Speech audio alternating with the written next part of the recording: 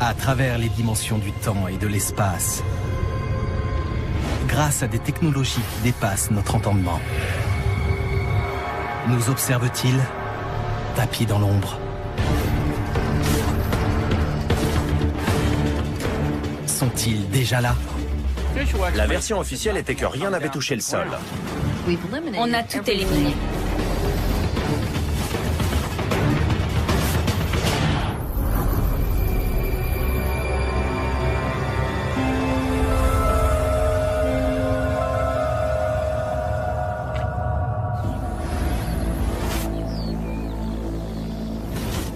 Dans une décennie troublée par les guerres et l'agitation, cette petite bourgade au sud-est de Pittsburgh est restée à l'écart des tumultes du monde extérieur.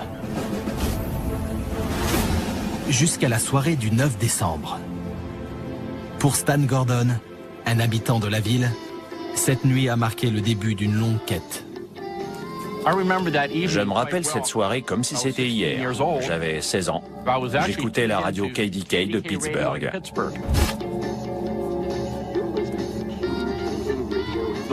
Il y avait une émission fantastique, très instructive, que j'écoutais presque tous les soirs. Si vous nous rejoignez, on vient d'apprendre qu'une étrange lumière a traversé le ciel. On a d'abord parlé d'une boule de feu qui venait de l'Ontario et se déplaçait vers le Michigan, l'Ohio et la Pennsylvanie. D'après les appels qu'on reçoit, l'objet va vers le sud-ouest, vers le comté de Westmoreland. Regardez le ciel, chers auditeurs. À la limite de la ville, Bill Gulbosh, un routier de 40 ans, bricole sa voiture. J'étais sous le capot. J'ai entendu une sorte de grésillement. J'ai regardé le moteur, il n'y avait rien.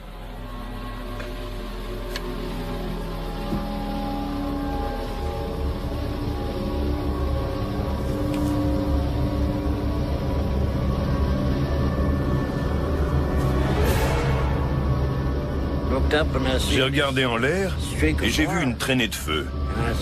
Je me suis demandé ce que c'était. C'était à 2 km, 2 km et demi. Je l'ai regardée. Elle est allée vers les hauteurs. Puis après les avoir atteintes, elle a fait demi-tour et elle est partie en sens inverse. On aurait dit qu'elle ne savait pas où elle allait atterrir. Après, elle a tourné à droite et foncé sur les bois.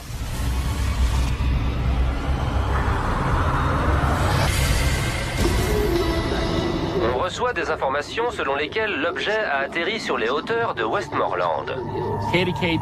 La radio annonçait en direct qu'un objet volant non identifié avait été vu en train de tomber sur le territoire communal de Kecksburg. Concernant l'objet lumineux, la police locale est en route, tandis que les appels continuent d'affluer sur notre standard. Nous vous en dirons plus après ces annonces publicitaires. Je me souviens que je naviguais sans arrêt de la radio à la télé pour avoir les dernières nouvelles et savoir ce qui était en train de se passer. Certains évoquaient la piste d'un avion qui aurait explosé dans le ciel vers Greensburg, dans le comté de Westmoreland. Les curieux ont afflué ici, sur la route de Coon, près de Kecksburg. Comme nous, ils veulent savoir ce qui a pu atterrir au milieu de ces bois. Je suis monté dans ma voiture et j'ai pris la route. On ne pouvait pas approcher à cause de toutes les voitures garées. J'ai avancé à pied. Je me disais, mais d'où ils sortent tous?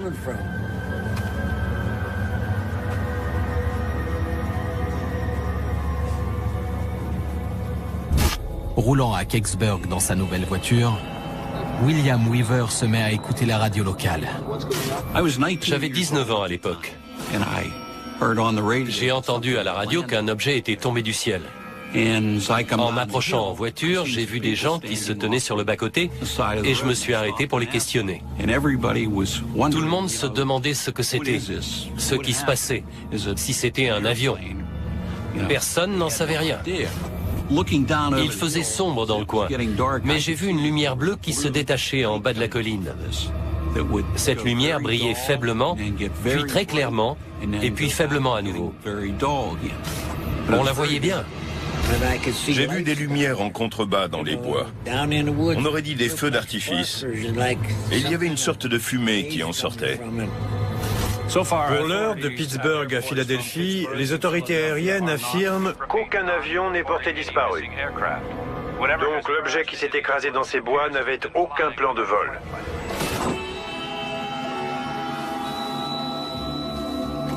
La radio recevait de plus en plus d'appels. Il y a dans cette zone une intense activité militaire. On a vu de nombreux camions de l'armée qui se dirigeaient vers le site du crash.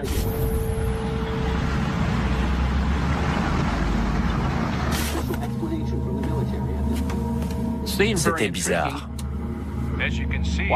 Pourquoi l'armée avait débarqué? S'ils étaient là, c'est qu'ils avaient une raison. Il y avait les militaires. Ils avaient leurs fusils et tout. Ils maintenaient tout le monde à distance sur la route. tout ce qu'on arrive à voir, à part l'activité militaire en cours, c'est une étrange lumière bleue qu'on distingue sur le site. Personne dans le coin n'avait jamais vu autant de soldats à Kecksburg. Ils ne plaisantaient pas avec les gens qui étaient là. L'un des militaires m'a ordonné de regagner mon véhicule et de repartir immédiatement. Il m'a dit de dégager ou il saisirait ma voiture. L'armée a bloqué toutes les routes d'accès. Les soldats et la police ne laissent passer personne dans la zone. Certaines personnes ont dit dans les médias que les militaires avaient pointé leurs armes sur des civils pour les empêcher de pénétrer dans la zone. Pourquoi tant de militaires avaient-ils été envoyés dans cette localité rurale? Pourquoi des soldats avaient-ils pointé leurs armes sur des civils qui tentaient d'accéder au site? Au nom de quelle autorité? Et qu'est-ce qui était aussi important dans ces bois pour qu'ils veuillent le cacher?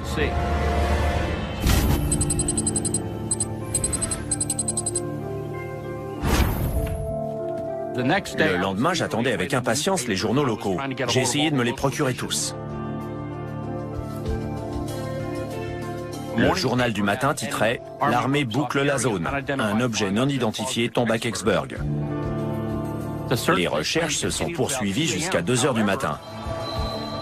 Mais l'édition du soir a titré « Les enquêteurs ne trouvent aucun objet ». Il disait que les gens s'étaient trompés, que rien n'était tombé, qu'ils avaient vu une météorite. L'armée a déclaré que c'était une météorite. Autrement dit que rien n'était tombé ce soir-là. Ils ont dit que 3 personnes avaient examiné la zone où un incendie s'était déclenché et qu'ils étaient revenus à 2 heures du matin sans avoir rien trouvé. Je l'ai vue. Elle a tourné à droite et foncé sur les bois. J'ai vu une lumière bleue qui se détachait. Ça a duré tout le temps que j'étais sur place. Le seul document officiel de l'armée de l'air qui a été trouvé sur l'incident de Kecksburg mentionne la présence de seulement 3 militaires dans la zone. Mais de très nombreux témoins, y compris des journalistes, ont pu voir qu'il y avait une forte présence militaire. Différents équipements et personnels de l'armée ont été vus à plusieurs endroits autour de la commune cette nuit-là. La déclaration de l'armée contredit totalement ce que les témoins ont dit et ce que les médias ont rapporté le soir de l'événement. Je n'irai pas jusqu'à accuser une agence gouvernementale d'avoir voulu étouffer l'affaire, mais c'est une possibilité. Quel secret l'armée veut-elle cacher aux habitants de Kecksburg? John, Quoi? viens voir à la fenêtre. Et qui peut être impliqué dans cette tentative d'étouffement? C'est qui?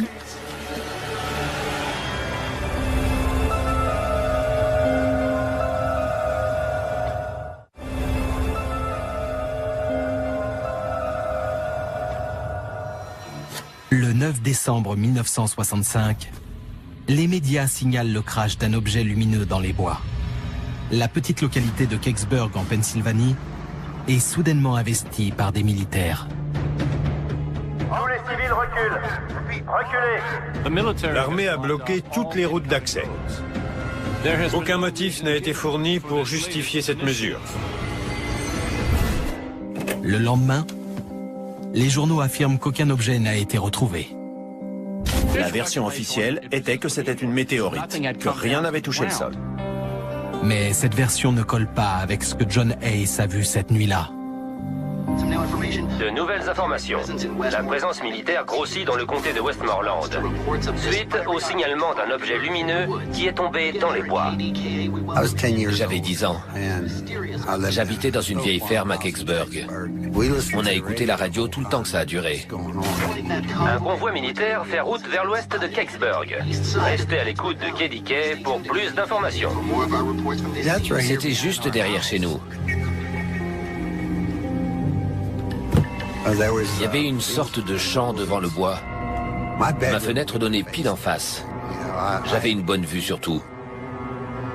Je voyais des gens arriver sur la route et des voitures se garer. Je voyais des phares. Mais on ne voyait pas qui c'était ou le genre de véhicule que c'était. Mon père est allé voir ce qui se passait.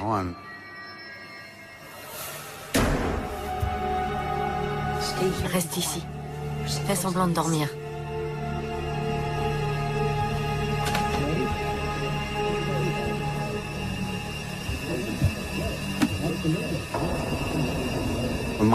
Quand mon père est revenu, il n'était pas seul. Il y avait des soldats avec lui. La maison a été convertie en PC militaire pendant un moment.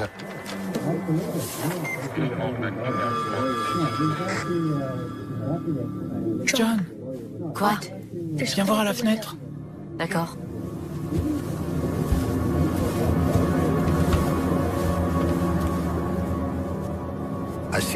J'ai vu des hommes qui avaient une sorte de combinaison lunaire. Je ne sais pas comment ça s'appelle. C'est qui? Quand ils discutaient entre eux, j'ai vu un écusson de la NASA sur leurs bras. Je me suis dit, c'est incroyable. À cette époque, la NASA avait pour mission de gérer tout ce qui venait de l'espace, tous les débris ou les objets non identifiés. La NASA allait sur place et récupérait tout ce qui était tombé. Mais si la déclaration officielle de l'armée est vraie, et qu'aucun objet n'a été retrouvé sur le site du crash, que font alors des hommes de la NASA à Kecksburg? Ils avaient une boîte avec eux, une grande boîte. Elle devait faire un peu plus d'1 mètre sur 2,50 m de long.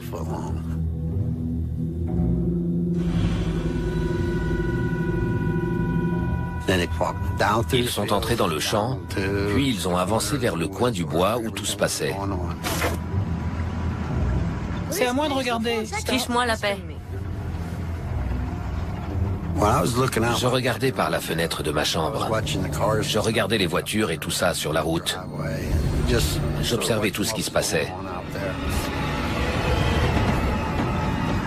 Une Jeep est arrivée, puis un camion. C'était un gros camion avec une plateforme à l'arrière qui était vide. Je dirais qu'ils sont restés entre 30 et 45 minutes sur place. Et ils sont revenus avec quelque chose à l'arrière du camion. Il se passe quoi? Il faisait sombre. Je me faisais une idée d'après les formes. De là où j'étais, ça avait plus ou moins la taille d'une Volkswagen. En y allant, le camion était vide. En revenant, il était chargé. Avec tous les témoignages, les infos des reporters et la radio, on sait qu'un objet est tombé ce soir-là et qu'un camion l'a emporté. Il y a sûrement des gens qui détiennent des informations directes sur cette affaire ou qui savent quelque chose. Je crois aussi qu'il existe probablement des preuves matérielles quelque part. Cette boule de feu était-elle autre chose qu'une météorite? Une météorite a-t-elle pu s'écraser dans les bois de Kecksburg? Les météorites sont des météores qui frappent la Terre. Ce sont des roches venues de l'espace qu'on retrouve à la surface de notre planète. La plupart sont issues de la ceinture d'astéroïdes. Certaines viennent aussi de Mars. Elles ont été projetées par des impacts sur Mars. Elles vont dans l'espace et comme les insectes qui s'écrasent sur votre pare-brise quand vous roulez, ces roches frappent la Terre. Certaines météorites résistent et sont retrouvées dans la nature. D'autres viennent de la Lune, mais le principe est le même. Les météorites frappent la Terre à tout moment sous forme de poussière. On estime qu'on en reçoit environ 100 000 tonnes par an sous cette forme. Celles qui ont la taille de ma main, d'un ballon de basket ou d'une voiture sont bien plus rares.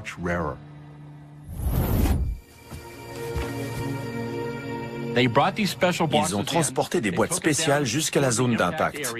La question est donc, que voulaient-ils mettre dans ces boîtes? Au milieu des années 60, on était très imprégné de l'idée que les météorites pouvaient transporter des formes de vie extraterrestres. Dans ces corps rocheux, il y a des fractures, il y a des fissures. On pensait donc que la vie micro-organique telle que nous la connaissons pouvait se trouver à l'intérieur d'une météorite, qu'elle pouvait être transportée vers une autre planète et survivre à un tel voyage. C'est pour ça, notamment, que les échantillons rocheux ramenés de la Lune par les astronautes d'Apollo étaient mis en quarantaine pendant un certain temps. On appelle ça la protection planétaire. Mais la chute d'une météorite n'explique ni la vitesse changeante de l'objet, ni sa trajectoire irrégulière. Les habitants qui ont vu l'objet ont dit après coup qu'il ne tombait pas à grande vitesse, mais plutôt lentement. Lorsqu'un objet pénètre dans l'atmosphère terrestre, sa vitesse cosmique et sa vitesse orbitale autour du Soleil sont énormes, entre 36 000 et 72 000 km/h. Il faudrait une très grande force pour altérer sa trajectoire. On n'a jamais observé ça avec une météorite. On a parlé d'une météorite. Les météorites vont tout droit. Elles ne tournent pas. Là, on aurait dit que c'était un engin radiocommandé par quelqu'un. S'il ne s'agit pas d'une météorite, quel objet l'armée a-t-elle récupéré dans les bois de Kecksburg? Je ne crois pas que c'était une météorite, parce qu'il n'y aurait pas eu autant de secrets autour de cette histoire. Le matin suivant, John Hayes et son frère se rendent sur le site du crash. On avait vu quelque chose de l'autre côté, mais on ne savait pas ce que c'était, alors on est allé voir. On est descendu dans les bois. Tout le monde avait l'air d'être reparti. Tu crois qu'il y a encore des gens? Il n'y a pas de bruit de camion. Quand on a regardé autour de nous, le haut des arbres était tout cassé.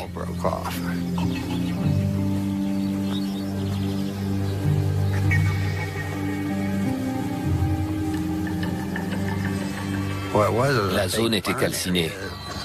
Les bois étaient tout brûlés dans le secteur.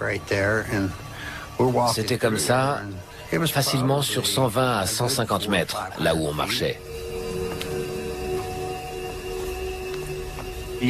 On sait qu'un certain nombre d'arbres étaient endommagés dans la zone. Toute la forêt n'était pas touchée comme s'il y avait eu un gros orage de grêle. C'était un nombre limité d'arbres qui semblaient être sur la trajectoire d'impact d'un objet tombé du ciel, comme dans la description des témoins.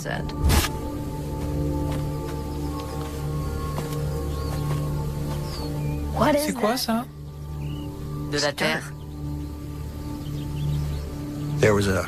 Il y avait un endroit où on voyait nettement de la terre fraîche.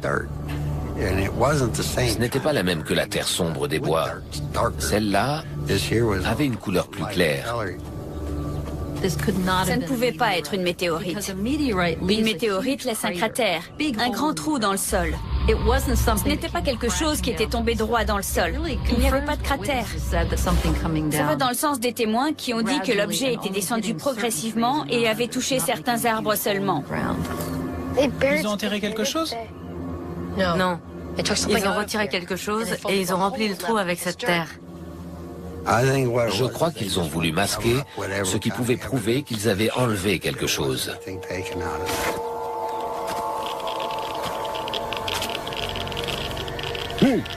Qu'est-ce que vous fichez ici, vous? On vit dans une ferme là-bas. Allez, partez, rentrez chez vous. On a dit, mais on habite ici. On vient là tout le temps. Il a répondu, vous devez sortir de ces bois. Vous risquez d'être exposé à des radiations. Mais d'où peuvent venir ces radiations? Dans les années 1950 et 1960, on expérimentait la mise au point de fusées nucléaires et de systèmes de propulsion atomique pour les avions. Or, ces systèmes produisaient beaucoup de radiation dans l'atmosphère. Mais je doute que ce soit allé plus loin que le stade des recherches expérimentales. On peut imaginer que quelque chose dans la charge emportée par un appareil a dispersé des radiations à certains endroits. On sait que si une charge nucléaire était endommagée, des radiations pourraient subsister pendant un temps et on pourrait les mesurer. Mais c'est un type de phénomène qu'on a rarement l'occasion de rencontrer. Le risque de radiation pourrait expliquer le secret entourant l'intervention des militaires. Le projet Moondust était une opération de renseignement de l'armée de l'air qui se déroulait dans le pays à la même période, en décembre 1965. Des équipes ultra secrètes recueillaient des débris et tout objet non identifié tombé du ciel. Ils étaient encore plus secrets que la NASA. On ne sait pas si des agents de Moondust étaient présents à Kecksburg, mais c'est possible. Je pense qu'un morceau de ce qu'ils avaient emporté s'était détaché et qu'ils voulaient s'assurer que personne ne pourrait récupérer quoi que ce soit qui aurait pu servir à dire « Vous voyez, c'est la preuve que vous avez emporté quelque chose ». À mon avis, c'était le but de la manœuvre. Dans les jours qui suivent, les événements sont vite oubliés par les médias. Apparemment, les journalistes ont pris pour argent comptant la thèse officielle qui parlait d'une simple météorite. Ils ont avalé ça et ils sont passés à un autre sujet. Mais les témoins maintiennent catégoriquement ce qu'ils ont vu. Il y avait un petit groupe d'habitants convaincus que rien ne s'était passé cette nuit-là et qu'il n'y avait jamais eu de militaires. C'est même allé jusqu'à des insultes. Des gens étaient accusés d'inventer des histoires. Des amis de longue date, même des familles se sont brouillés là-dessus. Certains nous traitaient de menteurs. Ils disaient que tout ça était faux. On a compris qu'il valait mieux ne plus en parler. Jusqu'à ce que Bill Buell-Bosch ose défier la version officielle de l'armée. Certains ont dit qu'il n'y avait rien eu, mais beaucoup de gens ne savent pas ce que je sais. Il y avait une cloche. Je ne savais pas si ça allait exploser ou si quelque chose allait en sortir.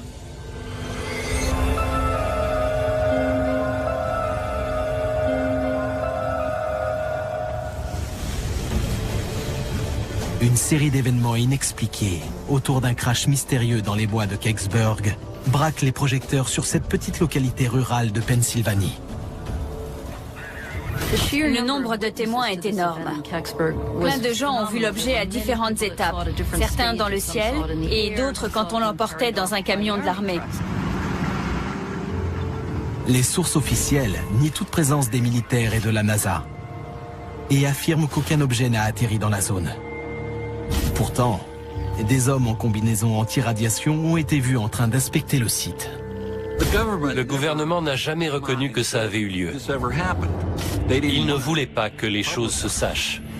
Ils ont essayé d'étouffer toute l'affaire. La confusion venait du fait que personne ne savait exactement ce qui avait été vu. Bill Buell-Bosch, un habitant de la ville, décide alors de tirer les choses au clair par lui-même. Certains ont dit qu'il n'y avait rien eu.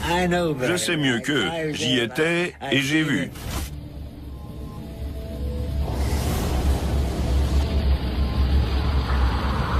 Une fois que ça a disparu, je me suis dit, je vais aller voir ce que c'est.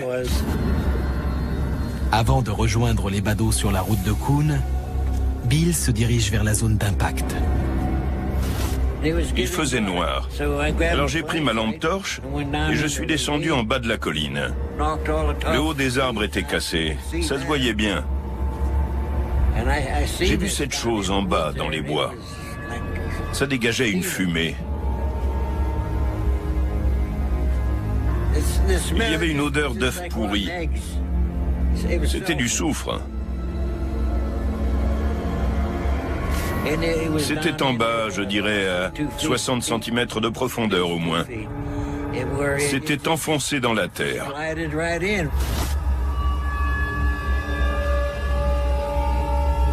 C'était aussi gros qu'une Volkswagen, mais en un peu plus haut. C'était brûlé de l'avant à l'arrière. Il n'y avait ni soudure ni rivet, rien du tout. Il y avait comme un anneau autour de l'arrière. Et j'ai vu des écritures graphiques dessus.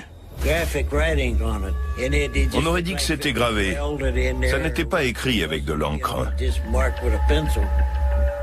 Je ne savais pas si ça allait exploser ou si quelque chose allait en sortir. J'entendais des voix au lointain derrière moi. Je me suis dit qu'il valait mieux ficher le camp.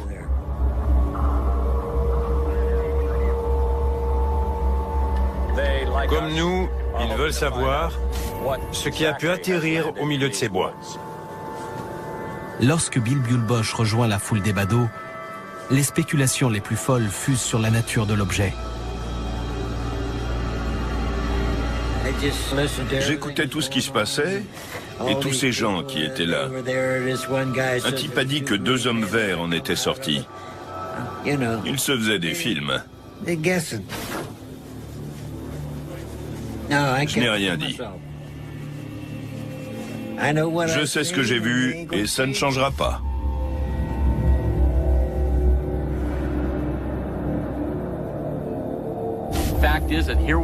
Le fait est qu'il y avait un objet sur le sol, un objet physique. De toute évidence, l'armée est venue cette nuit-là pour le récupérer.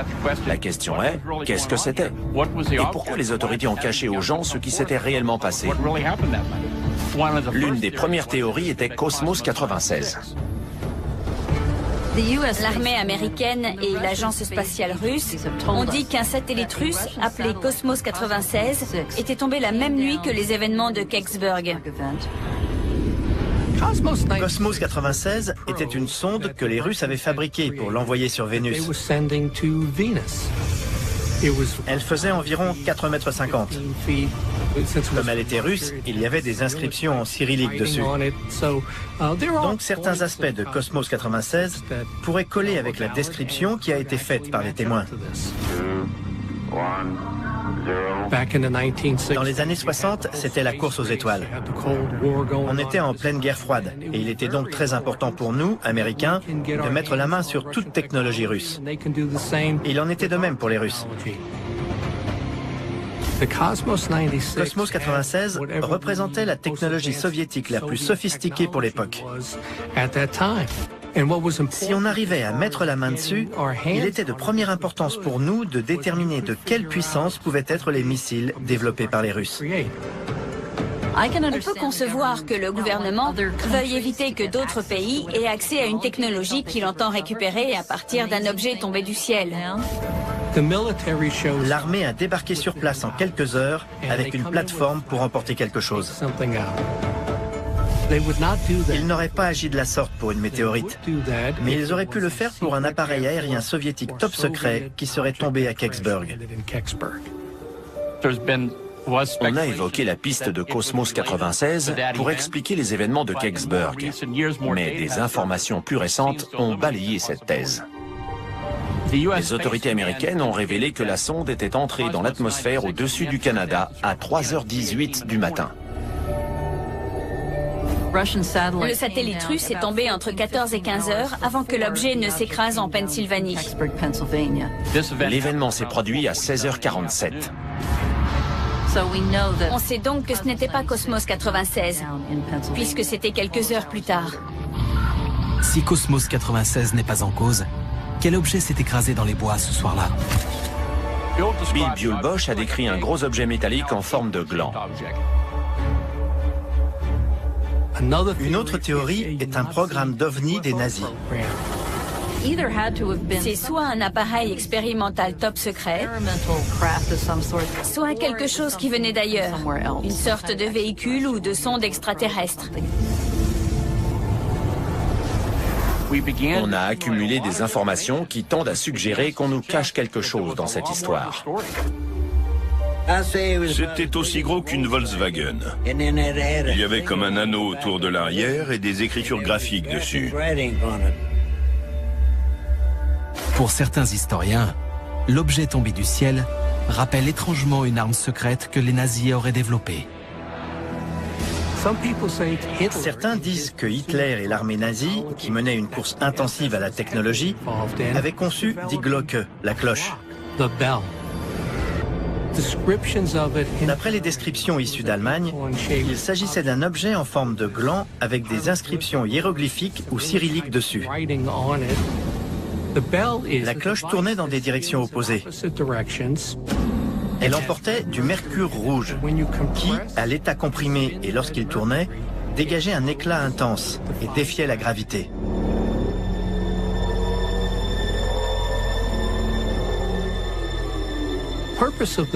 La cloche était destinée à manipuler les dimensions du temps et de l'espace.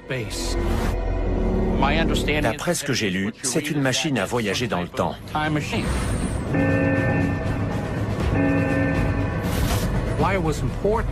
C'était important de manipuler le temps et l'espace, car ça aurait permis à une armée de changer son angle d'attaque sur une force adverse et de prendre le dessus. C'était une véritable arme de guerre. Ces similitudes entre cette arme secrète nazie et l'objet tombé à Kecksburg ne se limitent pas à la taille et à la forme. On sait qu'il y a eu de fortes doses de radiation dans la zone. Les radiations de la cloche solidifiaient le sang des êtres humains et rendaient les plantes grises parce qu'elles éliminaient la chlorophylle. C'était redoutable. Ce soir de 1965, certains ont vu ou ont été en contact direct avec ce qui semblait être des hommes de la NASA en quête de quelque chose. On a parlé de radiation à propos de cet objet non identifié. Si l'objet tombé dans les bois est bien la cloche nazie, comment s'est-elle retrouvée à Kecksburg, 20 ans après la Deuxième Guerre mondiale? Il y a eu ce qu'on a appelé l'opération Paperclip, qui était destinée à s'approprier les technologies des Allemands. L'Union soviétique a fait pareil. Une autre théorie sur le crash de Kecksburg est donc que les États-Unis ou les Soviétiques avaient mis la main sur la technologie de Die Glocke, la cloche. Ce qui s'est écrasé à Kecksburg serait donc lié à un programme américain ou soviétique reprenant cette technologie, et qui aurait mal tourné, d'où le crash en Pennsylvanie. La cloche nazie n'est qu'une théorie parmi tant d'autres. Rien n'indique, à ma connaissance, qu'il y avait bien un tel programme à l'époque. Je maintiens que l'explication la plus probable est qu'il s'agissait soit d'une sonde spatiale très sophistiquée et top secret, soit d'un engin spatial extraterrestre. Buell Bosch a parlé d'inscriptions bizarres à l'arrière, sur ce qu'il a appelé la zone de pare-choc. Il a dit qu'elle ressemblait plus à des symboles qu'à des lettres. Ces symboles, contenaient-ils un message issu d'une civilisation extraterrestre? Il est possible qu'on nous envoie un message au moyen d'une sonde. Nous avons nous-mêmes envoyé une sonde sur laquelle une plaque portait le dessin d'un homme et d'une femme pour montrer à quoi ressemblaient les humains, ainsi que des symboles mathématiques. Le but de ce message était de montrer à qui le recevrait qu'il y avait des êtres pensants qui connaissaient le système numérique et qui essayaient d'entrer en communication avec tout récepteur de cette sonde. Il est donc tout à fait possible que des êtres dans l'espace qui souhaiteraient nous envoyer un message y incluent des symboles pour nous faire savoir qu'ils sont des êtres pensants et agissants. Quel serait en effet l'intérêt de nous envoyer un objet qui ne comporterait aucun message? Si c'était un engin spatial extraterrestre, les autorités auraient bien sûr voulu découvrir la technologie qu'il recelait. À l'époque, on était au début du programme spatial. Et si c'était un tel engin, on aurait voulu connaître le système de propulsion et les matériaux employés. Et ça expliquerait bien sûr ce souci du secret. Il y a eu beaucoup de témoins à Kecksburg au moment des faits. Ils savent très bien ce qu'ils ont vu et ils espèrent avoir des réponses. On a envoyé des demandes d'accès aux informations à de nombreuses agences différentes. La FAA, la police fédérale et l'armée. J'ai fait la même chose avec la NASA pour avoir des données et rien n'a jamais filtré. La NASA a répondu qu'elle n'avait trouvé aucun élément. C'est très improbable que la NASA n'ait rien sur Kecksburg, car sa mission à l'époque était de gérer tout objet tombé du ciel. En plus de ça, des témoins ont affirmé avoir vu des agents de la NASA sur place. Pour ces deux raisons, il me paraît impossible qu'il n'ait absolument aucune donnée. Pas même un article de journal sur ce qui s'est passé à Kecksburg ce soir-là. Malgré l'obstruction des autorités, Stan Gordon poursuit sa quête de réponses. Au fil des années, j'ai interrogé des centaines de personnes mêlées à divers aspects de cette affaire. J'ai entendu des témoins qui m'ont mené à d'autres personnes. L'affaire de Kecksburg est unique parce qu'un objet est tombé du ciel et a été emporté dans un camion.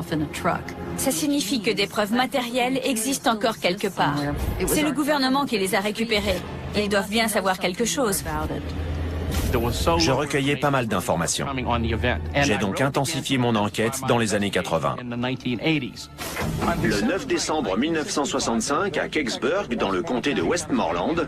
Pour obtenir de nouvelles informations, Stan Gordon a réalisé un documentaire sur les événements de Kecksburg.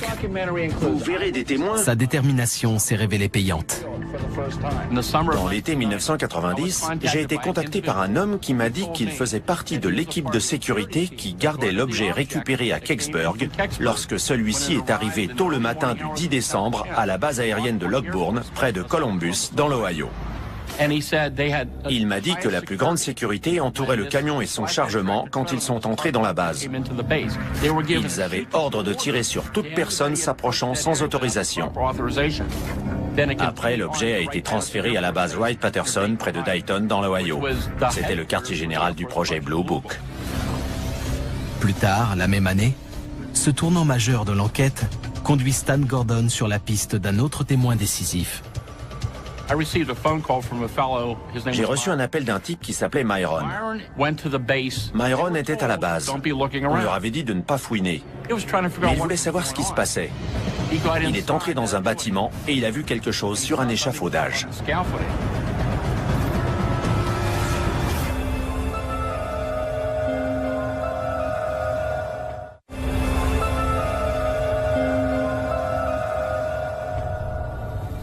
25 ans après un crash mystérieux à Kecksburg en Pennsylvanie, les habitants de la zone ne savent toujours pas quel objet est tombé dans les bois et où il a été emporté. Profondément bouleversé par ces événements de 1965, Stan Gordon a réalisé un documentaire d'investigation pour susciter de nouveaux témoignages sur l'affaire. En 1990, un ancien routier de l'Ohio, qui s'exprime pour la première fois sur le sujet, accepte de raconter ce qu'il a vu. Si je n'ai rien dit avant, c'est parce que les autorités m'avaient dit qu'en cas de fuite à l'extérieur, ils viendraient m'arrêter et qu'ils me mettraient en prison pour perpète, ou bien que je prendrais une balle bien placée. Du coup, il y avait intérêt à la fermer. Il travaillait pour un important fournisseur de l'armée dans l'Ohio à l'époque. Quelques jours après le crash de Kecksburg, un officier de la marine est venu dans sa société pour commander une grosse quantité de briques techniques vitrifiées destinées à la base aérienne de Wright-Patterson. On est allé à la base et ils nous ont conduits à l'ancien centre d'entraînement de la Deuxième Guerre mondiale. Ils leur ont dit de rester près de leur camion, de décharger simplement les palettes et de ne pas fouiner. Ils voyaient des hommes qui entraient et sortaient sans arrêt.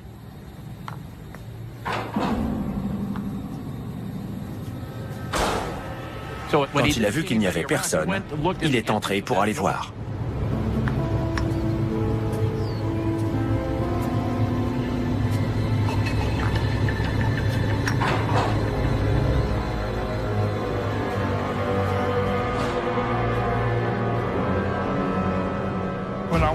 Quand je suis entré, j'ai vu une sorte de grand parachute ou de toile au-dessus avec un éclairage.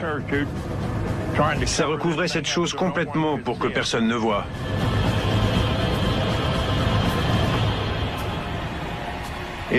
C'était posé sur des pilotis.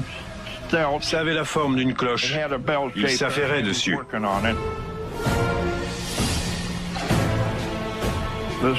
L'engin spatial ressemblait à un gros gland. Les contours étaient arrondis. Ça faisait dans les 4,30 m de haut et environ 3,50 m de large à la base. Il y avait un anneau avec des inscriptions. Ils essayaient de l'ouvrir par l'une de ces inscriptions.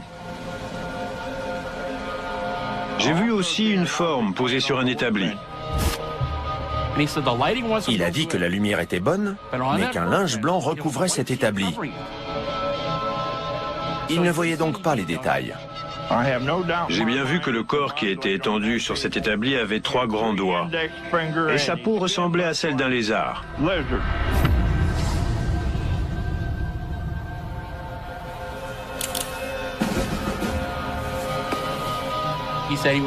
Il a dit qu'on l'avait menacé et qu'on lui avait dit de ne rien raconter, sans quoi il irait en prison jusqu'à la fin de ses jours. On lui a dit que dans 20 ans, ce serait rendu public, mais ça n'est jamais arrivé. Je suis prêt à aller devant un grand jury pour dire tout ce que j'ai vu. Ils ont apporté des boîtes spéciales jusqu'à la zone d'impact. Ce qu'a vu Myron avait-il un rapport avec ces boîtes? Ce qui est incontestable, c'est qu'un objet est tombé du ciel, que l'armée a débarqué, qu'ils ont récupéré l'objet et qu'à ce jour, ils n'ont jamais dit ce que c'était. Aucun doute. Quelque chose est tombé à Kecksburg. On a vu différentes pistes et on a tout éliminé. Sauf un projet top secret du gouvernement américain en cours d'expérimentation ou un engin extraterrestre. Ce que c'était, ils l'ont gardé pour eux. Et j'irai dans la tombe sans savoir le fin mot de l'histoire. Ils ont dit qu'ils n'avaient rien pris là-bas. Mais j'ai vu et je sais. Je ne suis pas dupe. Le gouvernement doit des comptes aux habitants de Kecksburg et à tout le pays sur ce qui s'est passé cette nuit de 1965. Il y a sûrement des gens qui détiennent des informations directes sur cette affaire ou qui savent quelque chose. Je crois aussi qu'il existe probablement des preuves matérielles quelque part, notamment des photos qui doivent subsister aujourd'hui. On espère toujours que le prochain coup de fil va nous donner l'information qui élucidera définitivement le mystère.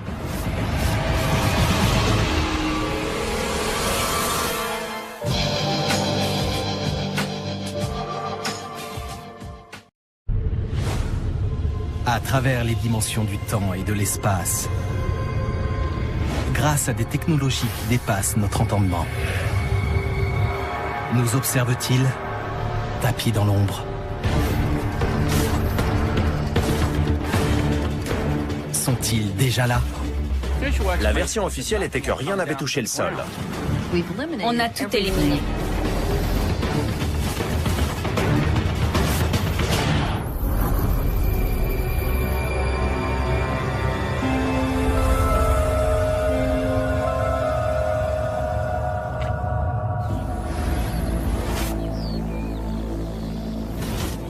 Dans une décennie troublée par les guerres et l'agitation, cette petite bourgade au sud-est de Pittsburgh est restée à l'écart des tumultes du monde extérieur. Jusqu'à la soirée du 9 décembre. Pour Stan Gordon, un habitant de la ville, cette nuit a marqué le début d'une longue quête. Je me rappelle cette soirée comme si c'était hier. J'avais 16 ans. J'écoutais la radio KDK de Pittsburgh.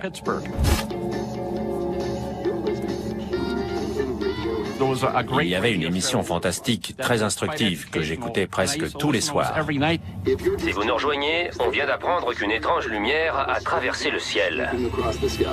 On a d'abord parlé d'une boule de feu qui venait de l'Ontario et se déplaçait vers le Michigan, l'Ohio et la Pennsylvanie. D'après les appels qu'on reçoit, l'objet va vers le sud-ouest, vers le comté de Westmoreland. Regardez le ciel, chers auditeurs.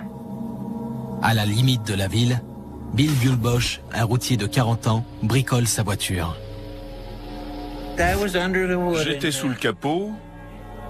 J'ai entendu une sorte de grésillement. J'ai regardé le moteur, il n'y avait rien.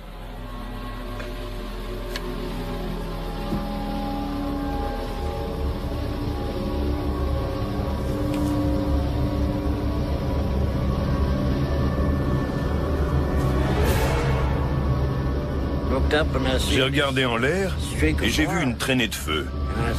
Je me suis demandé ce que c'était. C'était à 2 km, 2 km et demi. Je l'ai regardée. Elle est allée vers les hauteurs. Puis après les avoir atteintes, elle a fait demi-tour et elle est partie en sens inverse. On aurait dit qu'elle ne savait pas où elle allait atterrir. Après, elle a tourné à droite et foncé sur les bois.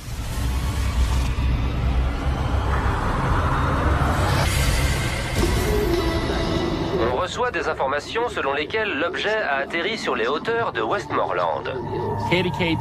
La radio annonçait en direct qu'un objet volant non identifié avait été vu en train de tomber sur le territoire communal de Kecksburg.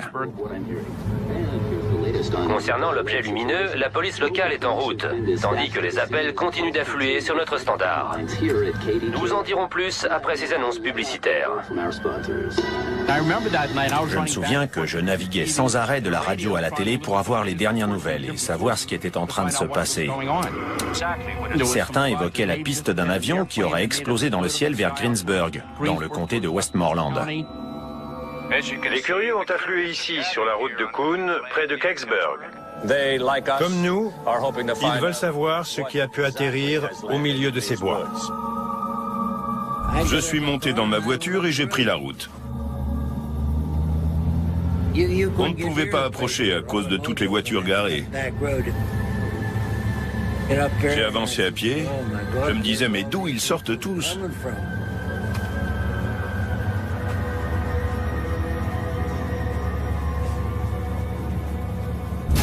Roulant à Kecksburg dans sa nouvelle voiture, William Weaver se met à écouter la radio locale. J'avais 19 ans à l'époque. J'ai entendu à la radio qu'un objet était tombé du ciel. En m'approchant en voiture, j'ai vu des gens qui se tenaient sur le bas-côté et je me suis arrêté pour les questionner. Tout le monde se demandait ce que c'était, ce qui se passait, si c'était un avion. Personne n'en savait rien. Il faisait sombre dans le coin, mais j'ai vu une lumière bleue qui se détachait en bas de la colline. Cette lumière brillait faiblement, puis très clairement, et puis faiblement à nouveau. On la voyait bien. J'ai vu des lumières en contrebas dans les bois. On aurait dit des feux d'artifice. Et il y avait une sorte de fumée qui en sortait. Pour l'heure, de Pittsburgh à Philadelphie, les autorités aériennes affirment qu'aucun avion n'est porté disparu. Donc l'objet qui s'est écrasé dans ces bois n'avait aucun plan de vol.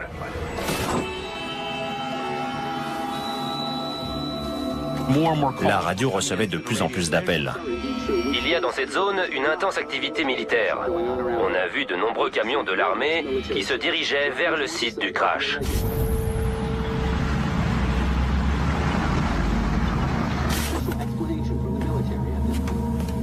C'était bizarre. Pourquoi l'armée avait débarqué? S'ils étaient là, c'est qu'ils avaient une raison. Il y avait les militaires. Ils avaient leurs fusils et tout. Ils maintenaient tout le monde à distance sur la route. tout ce qu'on arrive à voir, à part l'activité militaire en cours, c'est une étrange lumière bleue qu'on distingue sur le site. Personne dans le coin n'avait jamais vu autant de soldats à Kecksburg. Ils ne plaisantaient pas avec les gens qui étaient là. L'un des militaires m'a ordonné de regagner mon véhicule et de repartir immédiatement. Il m'a dit de dégager ou il saisirait ma voiture. L'armée a bloqué toutes les routes d'accès. Les soldats et la police ne laissent passer personne dans la zone. Certaines personnes ont dit dans les médias que les militaires avaient pointé leurs armes sur des civils pour les empêcher de pénétrer dans la zone. Pourquoi tant de militaires avaient-ils été envoyés dans cette localité rurale? Pourquoi des soldats avaient-ils pointé leurs armes sur des civils qui tentaient d'accéder au site? Au nom de quelle autorité? Et qu'est-ce qui était aussi important dans ces bois pour qu'ils veuillent le cacher?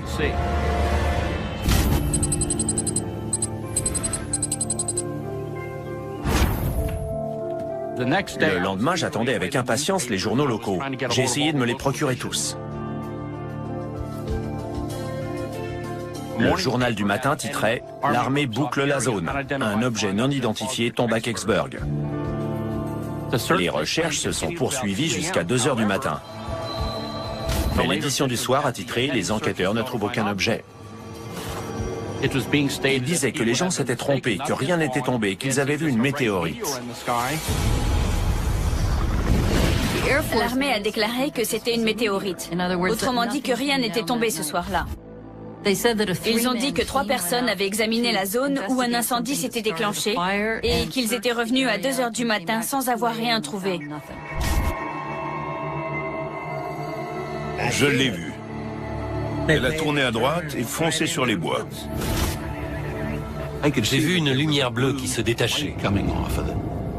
Ça a duré tout le temps que j'étais sur place.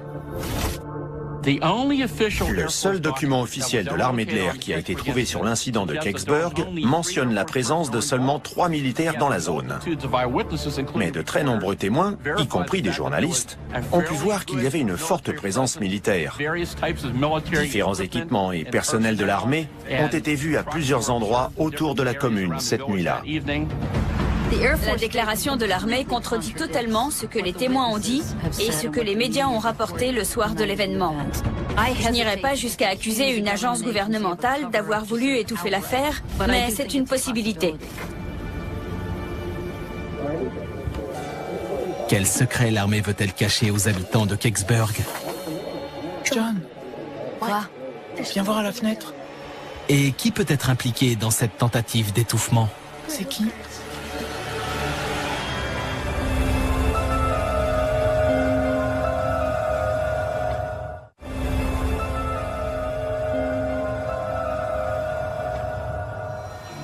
Le 9 décembre 1965, les médias signalent le crash d'un objet lumineux dans les bois.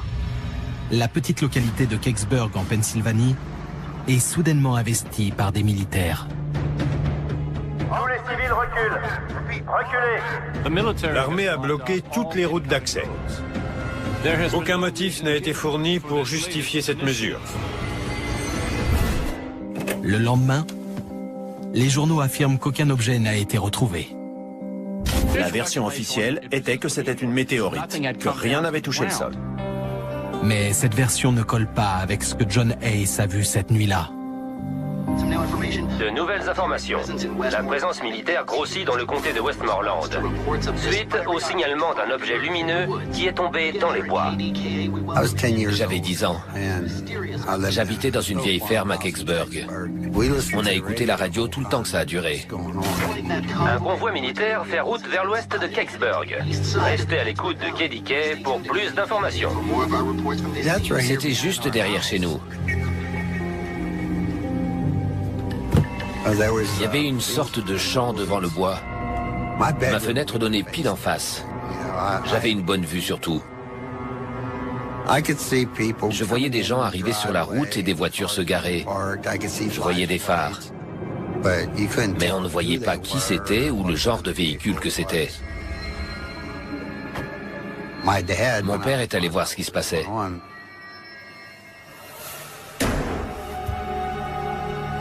Reste ici. Fais semblant de dormir.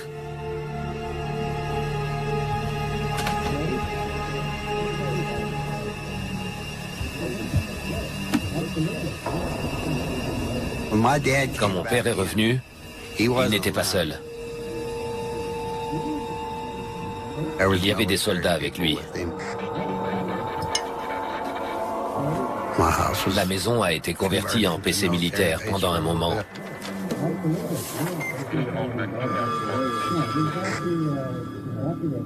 John, Quoi? viens voir à la fenêtre. D'accord.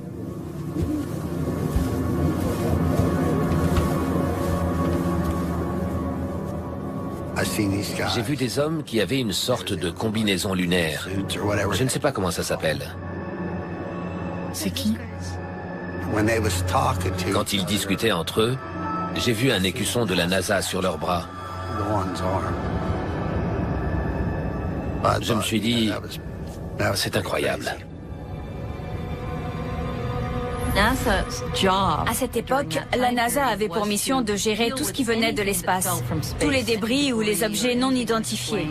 La NASA allait sur place et récupérait tout ce qui était tombé.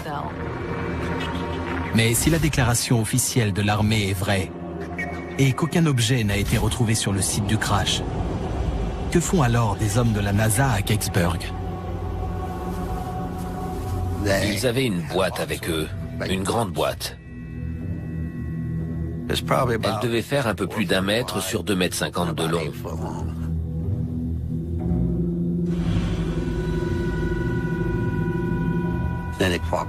Ils sont entrés dans le champ, puis ils ont avancé vers le coin du bois où tout se passait.